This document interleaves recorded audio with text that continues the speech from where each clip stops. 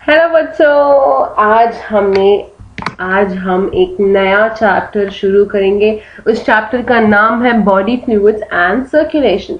तो ये चैप्टर मुझे बहुत पसंद है और बहुत इंटरेस्टिंग है इस चैप्टर, क्योंकि ये हमारे हार्ट को डील करता है और ब्लड में क्या क्या होता है। ये बहुत इंटरेस्टिंग टॉपिक है। आज अब हम देखते हैं क्या पढ़ेंगे इसमें। तो हम पहले पढ़ेंगे कि हमारे बॉडी में क्यों सर्कुलेशन चाहिए। You have already learned that all living cells have to be provided with nutrients, oxygen and other essential substances. Waste or harmful substances produced have to be removed continuously for a healthy functioning of tissues. Therefore, it is essential to have an efficient mechanism for the movement of these substances to the cells and from the cells. तो हमें पता है कि the smallest living unit of body is our cell. ये cell, each cell क्या करता है हमारे बॉडी में, ईच सेल मेटाबॉलिक रिएक्शंस में इन्वॉल्व होता है और हम लिव करने के लिए हेल्प करता है। और ये एक सेल लिव करने के लिए उसको बहुत सारे न्यूट्रिएंट्स चाहिए, ऑक्सीजन चाहिए और वेरी सब्सटेंस चाहिए। तो ये न्यूट्रिएंट्स ईच सेल के लिए, ये न्यूट्रिएंट्स कहाँ से आता है? हमारे फूड से। जब हम खाना खाते हैं तो डाइजेस्ट होता है और हमारे ऑलरेडी पढ़ा है कि हमारे स्मॉल इंटेस्टाइन में सब न्यूट्रिएंट्स अब्सॉर्ब होता है। अब ये न्यूट्रिएंट्स कैसे सभी पार्ट्स ऑफ द बॉडी के लिए जाएगा? हमारे पैर के लिए जाना है, हमारे हाथ में जो सेल्स है वहां जाना है, हमारे ब्रेन में जो सेल्स है वहां भी जाना है। तो ये न्यूट्रिएंट सर्कुलेट होगा हमारे पूरे बॉडी में। ये कैसे होगा? ये होगा हमारे सर्कुलेटरी सिस्टम की मदद से। ऐसे ही ऑक्सीजन जो है हमारे लंग्स में एक्सचेंज होता है ब्लड के अंदर। ये ऑक्सीजन डिलीवर होना है सब बॉडी पार्ट्स के लिए, हमारे पैर, हमारे हाथ, सभी सेल्स के लिए। तो ये कैसे होगा? ये भी हमारी सर्कुलेटरी सिस्टम की मदद से होगा।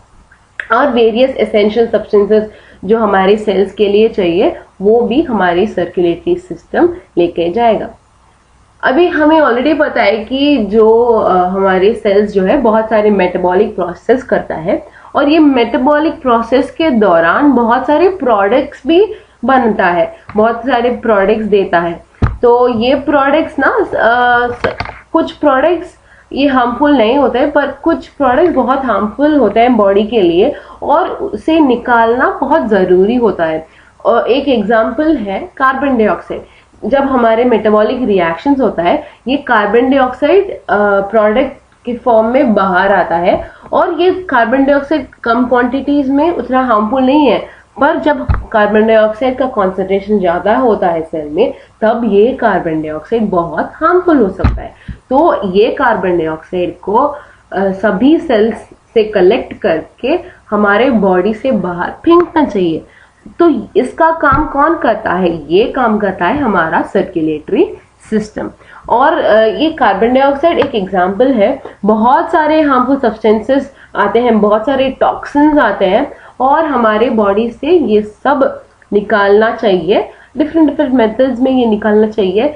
तो इसका मदद करता है हमारे सर्कुलेटरी सिस्टम।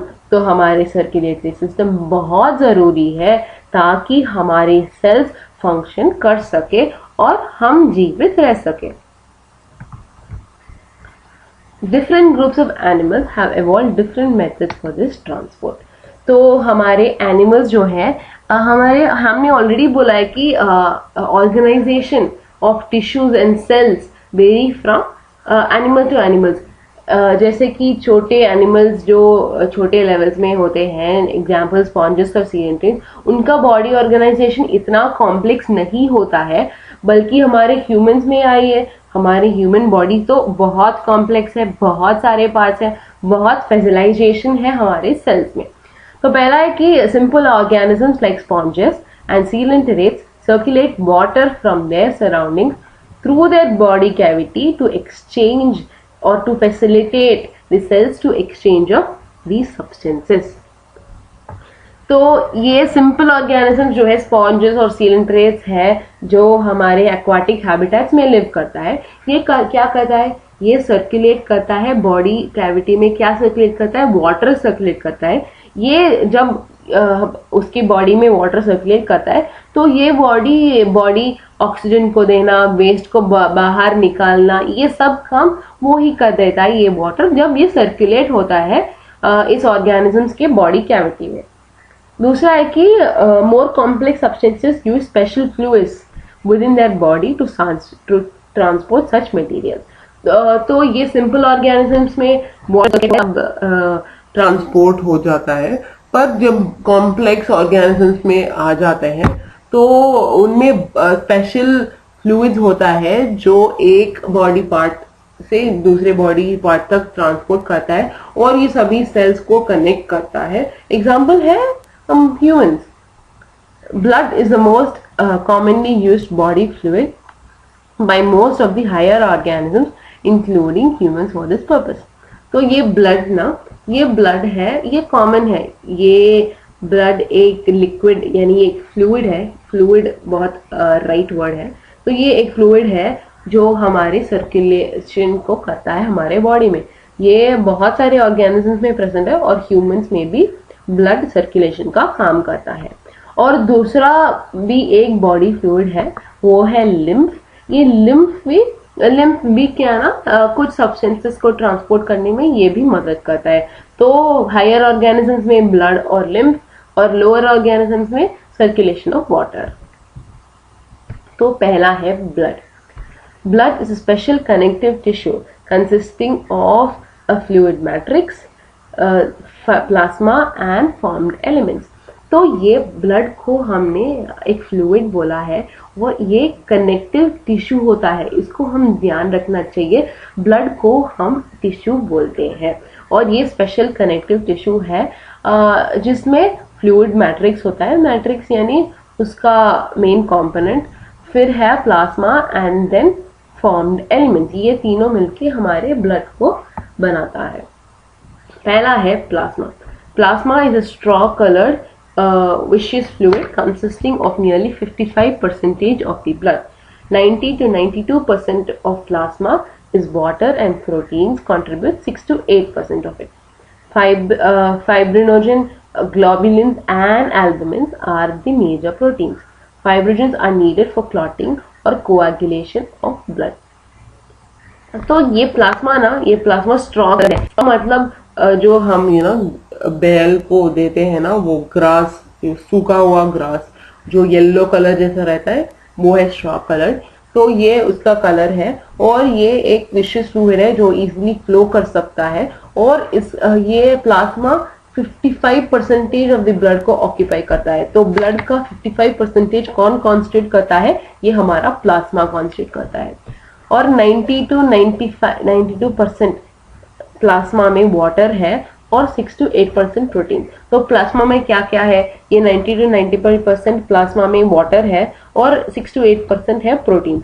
उन प्रोटीन्स में इंपॉर्टेंट प्रोटीन्स है फाइब्रिनोजन, ग्लोबुलिन्स और एल्बुमिन। इन तीनों है मेजर प्रोटीन्स जो हमारे प्लाज्मा के अंदर है। फाइब्रिनोजेंस आर नीडेड फॉर क्लॉटिंग और कोआगुलेशन। क्लॉटिंग और कोआगुलेशन मैं कैसे एक्सप्लेन करूंगी हिंदी में? क्लॉटिंग मतलब जब हम नीचे गिर जाते हैं ना, तब हमारे खून निकलता है।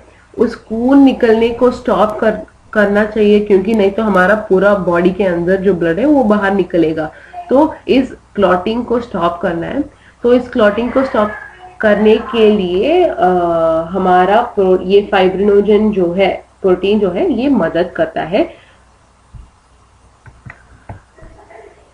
Globulins are primarily involved in defense mechanism of the body and the albumins help in osmotic balance।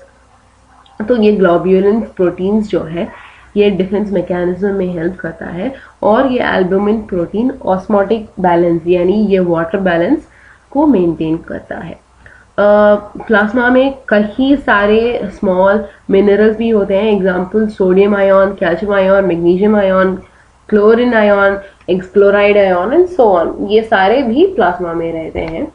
Glucose, amino acids, lipids etcetera are also present in the plasma as they are always in transit in the body.